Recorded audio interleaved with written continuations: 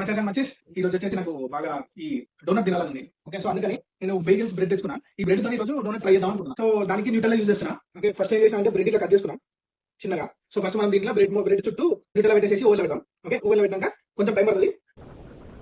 Okay, ఇట్లా fill up చేసేసా మొత్తం న్యూటెల్లాతోనే. ఓకే, ఇది మనం ఇప్పుడు ఓవెన్ పెడతాం. ప్లేట్ తీసుకుపోయి ఓవెన్ లో పెడుతున్నా. జస్ట్ ఒక 30 సెకండ్స్ పెడదాం. అయిపోయింది భయ్యా. ఓవెన్ ఓపెన్ చేద్దాం.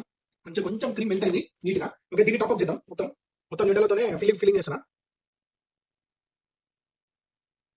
ఓకే భయ్యా, ఫిల్లింగ్ అయిపోయింది. ఇగో డోనట్ రెడీ.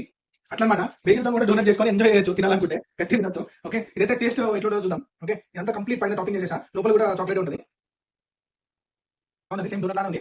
ఓకే, అలాంటి మీరు ట్రై చేయండి. ఓకే, ఒకసారి మీరు ఎట్లుందో టేస్ట్ ఎట్లుందో చెప్పండి మళ్ళీ. ఓకే, నేనైతే కొత్త ట్రై చేసిన. అట్లుంటుంది అన్నమాట. కెనడాలో మంది తినాలంటే మనం చేసుకోవాలి కాబట్టి బయటికి బదులు ఇట్లా ఇంట్లో దాంతో చేసుకోవచ్చు. ఓకే, మీరు ట్రై చేయండి. అందరూ సబ్స్క్రైబ్ చేసుకోవాలి. కొత్త వీడియోతో మళ్ళీ ఉంటాం. బాయ్.